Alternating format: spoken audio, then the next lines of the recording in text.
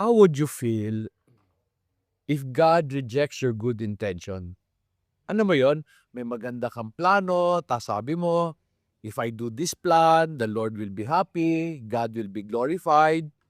Pagkatapos, feeling mo, nung ginagawa mo na yung plano, hindi ka niya sinusuportahan.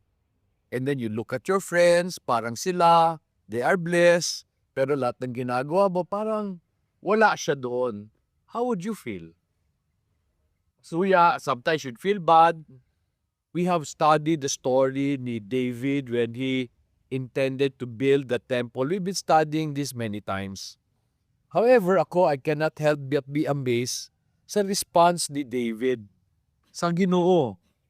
I could not help but ask, how was he able to respond in a nice way in spite of the fact that God rejected his plan to build him a house? Tingnan natin yan. I hope you do, but can you go to 1 Chronicles chapter 28, verses 2 and 3? Sabi ng verse 2, Then King David rose to his feet and said, Listen to me, my brethren, and my people. I had intended to build a permanent home for the ark of the covenant of the Lord and for the footstool of our God. So I had made preparation to build it, but God said to me, You shall not build a house for my name because you are a man of war and have shed blood. Yung intention ba ni David to build the Lord a house, was that good? Do you think it will glorify Him? Siguro, di ba? Para sa akin, ang hurting part is the fact, hindi hurting yung sabi ni God, let your son do it. Hindi hurting yon. Ang hurting is yung rason bakit siya na-reject. Kasi sabi diyan, he was a man of war and he had shed so much blood. At tanong ko parate, why did he become a man of war? Why did he become a man of war? So because that's what God made him di ba? He became a king so that he will conquer the whole of Israel. Di ba? He shed so much blood because of the Lord. Yun ang sinabi ni God. Yun ang mission niya sa buhay. And yet the very mission was the reason why the plan was rejected. Again, hindi masakit yung sabihin sa'yo, let your son do it. Parang sinabi lang, wag na lang ikaw, pagbigyan na lang natin anak mo. Pero nadagdagan pa talaga. We are a man of war and have shed so much blood. His obedience was the reason why he was rejected. So tanong ko sa inyo, kung kayo siya, how would you feel? Ako, when I was thinking about it, I would be very happy if God would say, let Denise and Daniel finish your work. Happy ako niyan. Pero para sabihin niya sa akin, wag na lang ikaw because you've committed many mistakes in the past. I've committed many mistakes in Similia, ha. Many people have left. I have been very hard. Pero I did that thinking that, I was doing the work of the Lord. Pero along the way, I committed mistakes, no? Pero kung yun ang magpa-disqualify sa inyo, parang ang sakit, no? Di ba? Mas maganda naman ang intention ko. Pero si David was different. He was a weird man para sa akin. He was just a weird man. Bakit? Tingnan niyo yung verse 4. So verse 4 ng 1 Chronicle 28, sabi niya, Yet the Lord, the God of Israel, chose me from all the house of my father to be king over Israel forever. For he has chosen Judah to be a leader, and in the house of Judah, my father's house, and among the sons of my fathers, he took pleasure in me to make me king over all Israel. Ano nangyari? Instead of seeing the bad, he saw the good. Kayo ba ganyan kayo? Minsan when we get into trouble, we see the bad, we forget the good. Pagkatapos, look at verse 11. Verse 11 sabi, Then David gave to his son Solomon the plan of the porch of the temple, its building, its storehouse, its upper room, its inner room, and the house of mercy seat. What did he do? Weird, no? Sabi ni God, you shall not build me a house. Ano ginawa niya? He made the plan. Sabi niya, hindi lang mo sinabi, I will not plan. Di ba? So, He was just trying to find ways to participate in the work. And then tingnan nyo ang 29, verse 2. Sabi ng verse 2, "Now with all my ability I have provided for the house of my God, the gold for the things of gold, the silver for the things of silver, the bronze for the things of bronze, the iron for the things of iron, the wood for the things of wood, onyx stones and inlaid stones, stones of antimony, and stones of various colors, and all kinds of precious stones, and alabaster in abundance." Di ba? Sabi, do not build me. So, siya na may nag-handle sa mga gamit. Siya nagplano, siya nag-prepare. And at the end, in verse 10, tinan nyo yung verse 10, sabi, "So David blessed the Lord in the sight of all the assembly. And David said, Blessed are you, O Lord God of Israel, our Father forever and ever." You know, it amazed me that he did not show any resentment. That he just continued to bless the Lord even if the Lord had rejected his plan. Grabe, no? So ang tanong ko, how can David react this way? Kayo ba ganyan kayo mag-react sa Ginoo? Di ba murag lisod ni kaayo, no? Si David ba has just a special heart na ibang-iba sa lahat ng tao? Is it possible for us to have his heart? Yun ang gusto ko ma-discover because ako, I want to have his heart. Is that possible? Siguro para maintindihan natin yung reaction niya, balikan natin yung panahon kung saan nagsimula yung plano to build a house. We see that in 1 Chronicles 17, verse 1. Sabi diyan, "And it came about when David dwelt in his house, that David said to Nathan the prophet, Behold, I am dwelling in a house of cedar, but the ark of the covenant of the Lord is under curtains." Then Nathan said to David, "Do all that is in your heart, for God is with you." You know, Nathan realized the intention was good. And sabi niya, gawin mo ano ang gusto mo. Because he saw that God was habil with him. So Nathan assured him. However, that evening, God talked to Nathan. And basahin natin yung sabi ni God kay Nathan, verses 3 to 5. Sabi ng verse 3, "It came about the same night that the word of God came to Nathan, saying, Go and tell David my servant, Thus says the Lord, You shall not build me a house for me to dwell in, for I have not dwelt in a house since the day that I brought up Israel to this day. But I have gone from tent to tent, and from one dwelling place to another, in all places where I have walked with Israel. Have I spoken a word with any of the judges of Israel, whom I commanded the servant to shepherd my people, saying, Why have you not built for me a house of cedar?" Was God starting to reject him?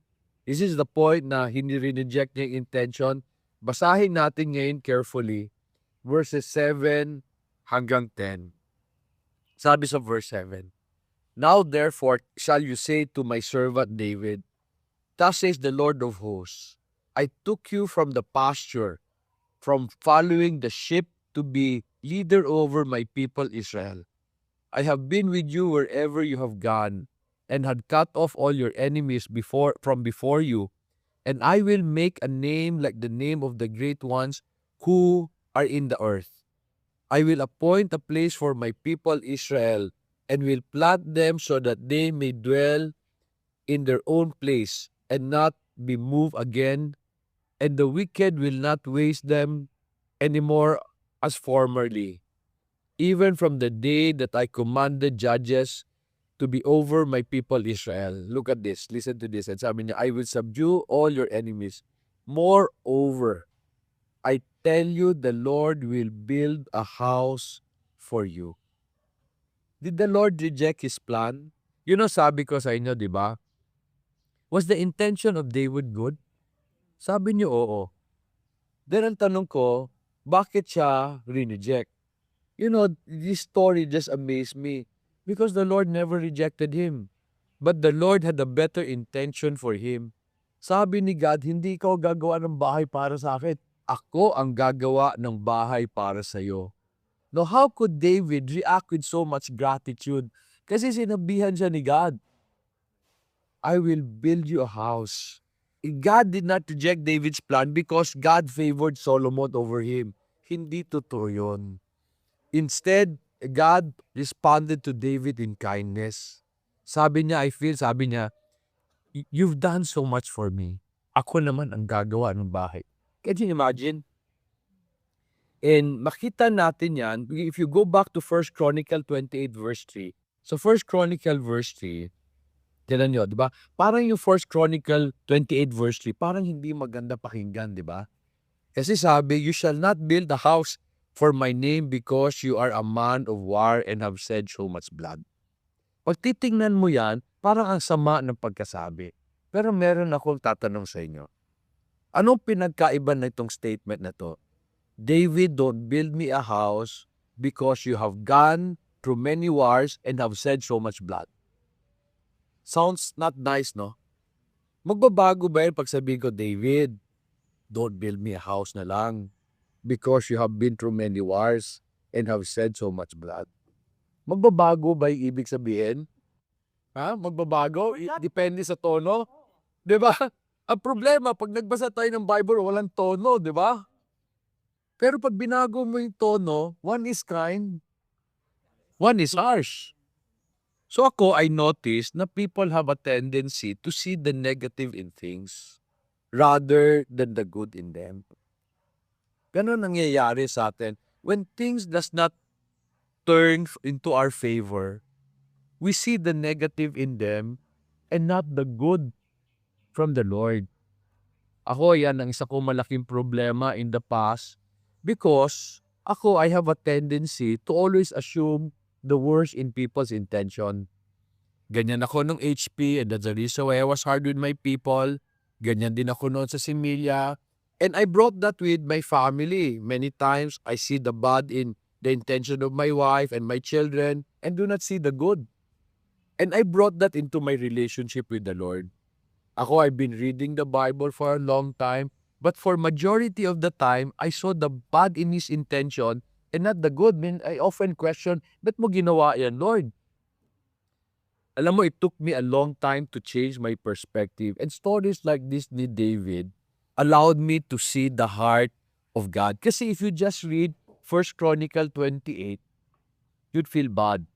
But if you read 1 Chronicle 17, sabi mo, grabe si God.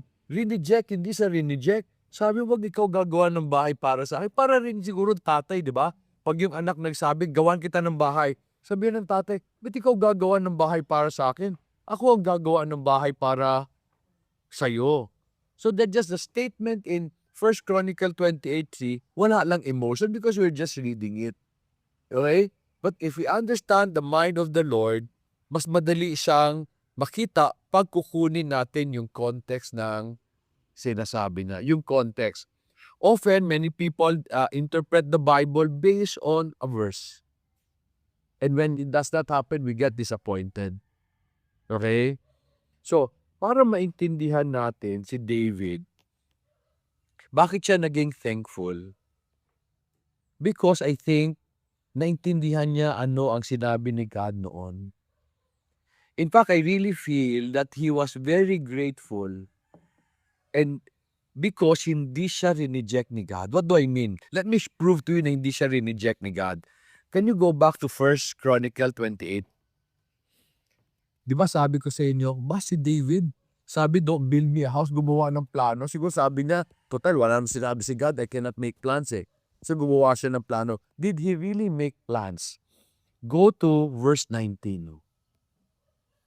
Sabi sa verse 19, all this, said David, the Lord made me understand in writing by His hand upon me all the details of this pattern. He did not make plans. The Lord showed him favor. Pinadaan sa kanya yung plano. Di ba? Si David, God told him the plans of the temple. And then David also prepared from what God gave him the things Solomon needed. Solomon physically built the temple. However, di ba, pag nagbi-build ka, there's a portions, there's a plan, there's provision, and then there's an actual doing. So, sino mas maraming ginawa? Si David o si Solomon? Pero si David pa rin ang majority. So God did not reject him. God in fact showed him favor. So question ko, are you disappointed with certain things in your life today? Para bang has the pandemic caused you a lot of pain? Na yung future mo becomes uncertain? Are there things in your life today that you feel bakit kinuha ni God? Bakit hindi niya inallow? So ang tanong lang, pinapahirapan ka ba talaga? Kasi feeling natin dun sa first God, reject siya ni God. And I told you, hindi siya reject ni God. So itong nangyayari sa atin, is this a curse? Or is this a blessing? Diba? Kaso lang, paano mo makikita as a blessing pag hindi mo siya naintindihan? Can you go back? Let me show you the heart of David. Can you go back to 1 Chronicles 17? 1 Chronicles 17, basahin ko 16 to 18. Sabi ng 16, Then David the king went in and sat before the Lord and said, Who am I, O Lord God, and what is my house that you have brought me this far? This was a small thing in your eyes, O God, but you have spoken of your servant's house for a great while to come, and has regarded me according to the standard of a man of high degree. O Lord God, what more can David still say to you concerning the honor bestowed on your servant? For you know your servant. Siya, naalala niya kung saan siya galing. And alam niya na si God lang ang naglagay sa kanya doon. So nung na-reject, nailala niya, grabe na ginawa ni God sa akin. Na why will He now reject me? Di ba naalala niya? Binalala niya kung saan siya galing and kung saan siya ngayon. Let's go back to 1 Chronicle 29 naman, 14 to 16. So dun sa 17, naalala niya na it was God's grace who brought him where he is. And he did not deserve that. Bakit? Kasi shepherd lang siya eh. And then sa 1 Chronicle 29, 14 to 16, sabi diyan, But who am I and who are my people that we should be able to offer as generously as this? For all things come from you, and from your hand we have given you. For we are sojourners before you, and tenants, as all our fathers were. Our days on the earth are like a shadow, and there is no hope. O Lord, our God, all this abundance that we have provided to build you a house for your holy name, it is from your hand and all is yours. Why did he give so much from the Lord? You know, many people struggle with tithing, di ba? Ang struggle nila, kulang na nga eh. Bibigay pa kay God. Ang hindi nila na-realize, wala namang si God hiningi sa kanila na hindi niya una binigay eh. Okay? Ang hiningi niya, binigyan kita, soli mo lang 10%. So God never said, give me from what you have. And the reality is, we don't have anything. Kung hindi tayo linis ni God, wala tayong ipapabigay sa Kanya.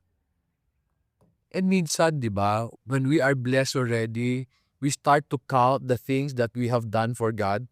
Lord, I did this for you. I gave this to you. Parang ginawa ko to, nag-obey ako.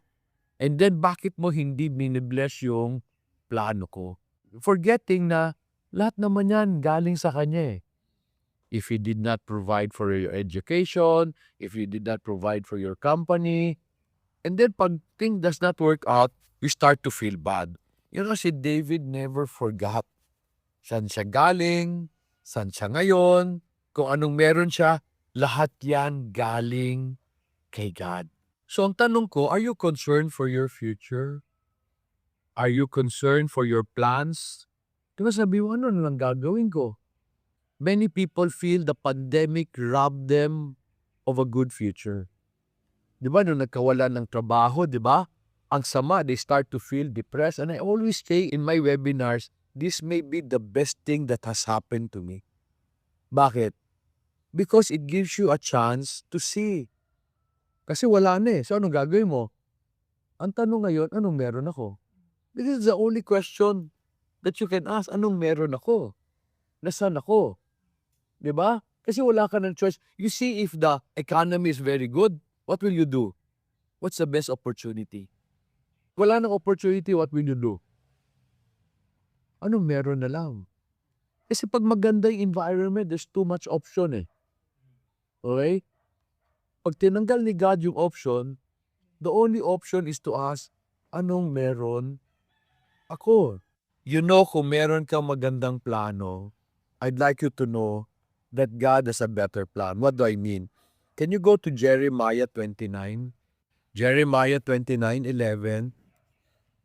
Most of you have memorized this.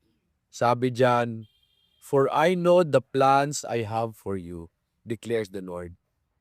Plans for welfare and not for calamity, to give you a future and a hope.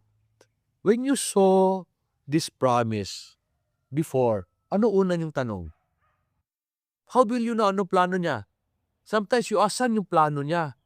Saan ko hahanapin yung plano niya? And that's the reason why people move from one place to another looking for that plan, hoping na pag may pinuntahan sila, makita nila yung plano nila doon.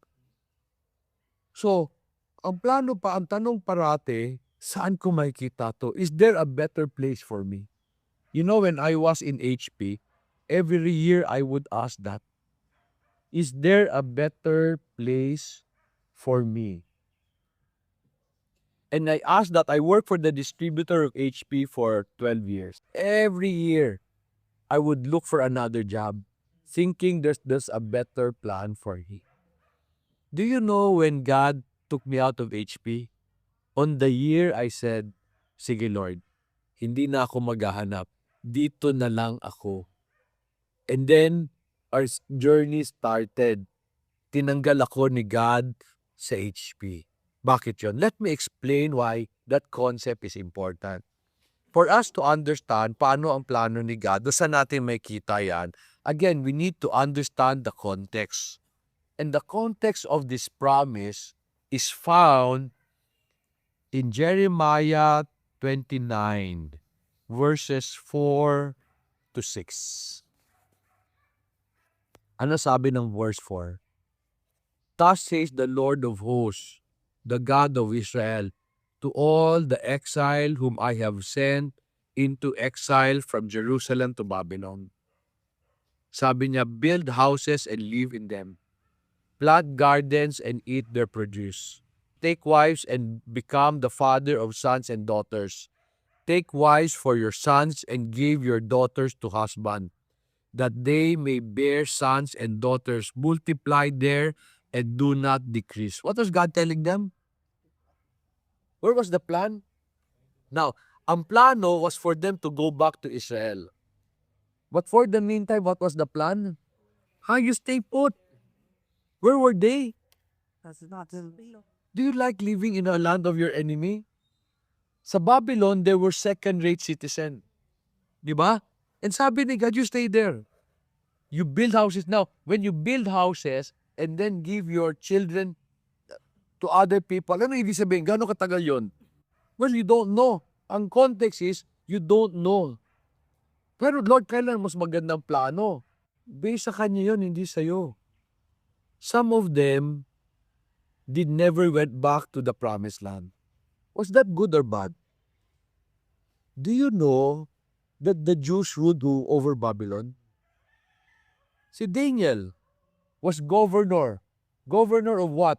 Babylon, Media, Persia. Natalo ng Media ang Babylon. Natalo ng Persia ang Media. Sinong governor? Hanggang kay Cyrus, andun si Daniel. Cyrus was king of Persia. 3 kingdoms. Daniel ruled over them. Di ba? Si Darius yung king, yung tinapon siya sa leon, tapos hindi siya kinain ng leon. So si Darius pinapatay lahat ng kalaban niya.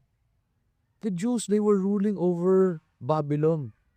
They did not take the highest position, but they had the good life doon. Was that a good plan? Okay, di ba? Eventually, they left.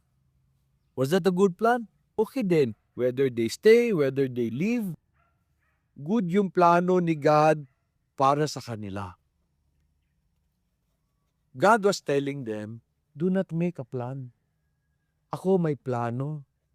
Ang plano mo lang is how to make the most out of where you are today. Alam mo, recently, meron akong struggle with si Milya. Matagal na tong struggle na to. Ang struggle ko, pakonti yung tao namin. So sa ano nangyayari dito? I asked for more people and the people would not come. Umikot ako sa S2 and I was talking to them. And I was watching them. Sabi ko, hindi sila nakaplano. Kasi sa farm namin, yung 30 na tao, napababa namin to 11 yon. And the only reason we were able to do that, we had the process and we had the plan every week. Hindi ko nagawa yon para sa Similya. Yung process means, parang sa inyo, di ba? 1 week dito, pero yung gagawin para sa field na to, for another week, ito for another week. So that means in 1 week, you can maximize your time if you just process it. I was telling them, kaya to ng 5 tao pag nakaplano ito, parang sa... So the reason why God was not answering our prayer was I feel He was telling me, you're so wasteful. Hindi mo plinano. Pag plinano mo, kaya yan ng 5 tao. To other farmers, farming is so wasteful sa labor. Anong wasteful sa labor? Mabutin lang kayo, nagpakyaw kayo, di ba? Pero pag hindi kayo nakapakyaw, mamaya nakaupo na yun kasi wala siyang gagawin. And that's costly for a production operation. Kasi bawat step may cost. Di ba siya na nangyayari sa amin? So ngayon, yung simpleng cost, dumoble. Bakit? Kasi binayaran ko yung idle time niya eh. Okay? So I realized the curse was a blessing to force us to do something good. In Jeremiah 29, there is an important thing that people miss. And we see that in verse 7. Nung sabi ni God sa kanila, you build houses, you grow families, sabi niya, darating yung plano ko. Verse 7, very important. Sabi niya, seek the welfare of the city where I have sent you into exile, and pray to the Lord on its behalf. For in its welfare, you will have welfare. Para bang sinasabi ni God, seek the welfare of the company I place you, because its welfare will be your welfare. When do we know that God is starting to implement His plan? You will never know. When will God implement His plan? I realize this. When you seek the welfare of the city He has placed you. Why is this? Can you turn your Bibles to Luke chapter 16? Luke chapter 16, verse 10 and 11. Sabi niya, so verse 10, he who is faithful in a very little thing is faithful also in much. And he who is unrighteous in a very little thing is unrighteous also in much. Therefore, if you have not been faithful with the use of unrighteous wealth, who will entrust you with true riches? And then there is the verse also na I miss. Sabi niya, if you are unfaithful with the use of what is another's, who will give you what is yours? Ano sinasabi niya? Dinagay kita dyan. Hindi mo minaximize kasi hindi mo plano, ayaw mo na. How will God give you the desires of your heart pag yung plano nga ng ibang tao, hindi mo inaayos? And remember the parable of the talent? Di ba sa parable of the talent, sabi doon, God has entrusted with possessions and talents according to our abilities. Now, ang tanong ko, paano pag ayaw mo yung binigay ni God sa'yo? Ano gagawin mo? Ulitin ko paano pag ayaw mo yung binigay na possession and talent ni God sa'yo? Ano gagawin mo? Hindi mo siya gagamitin. Yung first two na ginamit, did they like what God gave them? You don't know. Pero ang importante, ginamit nila. Yung third, did he like what God gave him? No. Diba? What did God do? Diba? God did not give him the desires of his heart. God could have given him something better. Because God is waiting to see whether he will be faithful with where he is and with what he has. Pero when will they know that that is God's plan? They will never know. Basta God will just take them away in the proper time. When God finds them faithful. So your blessing could be where you are today. Or your blessing could be somewhere else. However, that blessing will only come if He finds you faithful where you are. So ang tanong ko, meron ka bang trabaho ngayon na feeling mo may mas maganda elsewhere? What does God require of you? Protect your company today. Have you lost your job? Diba? And don't know where to go? How do you know God's plan? Parati anong meron ka? Are you looking for opportunities but opportunities have closed? Pero may ganun nawala na the opportunity. And then you start to make plans, baka dito, baka doon. Or baka the proper response to God is, Lord, ano binigay mo sa akin? Anong meron? Now I need to make plans to make this better because yan ang binigay . You took everything away . You know, ako I realize, God's plan very simple. Basta meron siya magandang plano para sa'yo. Meron ka rin plano, pwede ka magplano as much as you want. However, the greatest blessing is that you accept His plan. But for the meantime na hindi mo naintindihan, ang gusto lang niya is that you be faithful where you are. And parati ko to inuulit sa inyo, hindi importante ang gusto mo. Ang importante, yung gusto niya. Kasi yung gusto niya is far better than yung gusto mo. However, many people struggle, Lord, iba gusto ko. Pwede rin, walang problema. Do you know that many of the Jews left Babylon to go to Egypt? They don't want to be a slave to the Babylonians. And God said, padalang kita ng plague. You will die with the sword. Or maybe hindi sila namatay. But in Egypt, they will not live out God's plan for them. Because the plan is in Babylon. Is it possible that there's a better place for you? Pwede. But God will only bring you there when you are faithful. What do I mean? Can you go to Jeremiah 29:12-14? Sabi diyan, then you will call upon me and come and pray to me, and I will listen to you.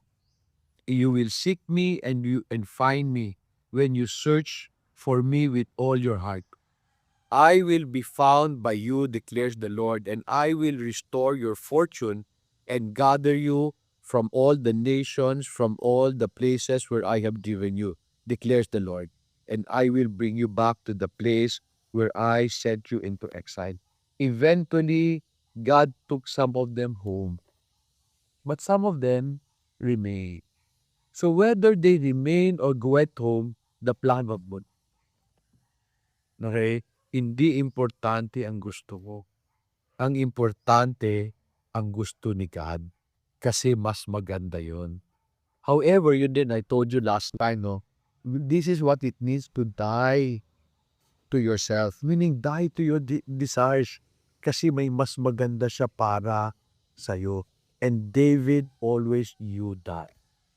So I hope that you will have the heart of David.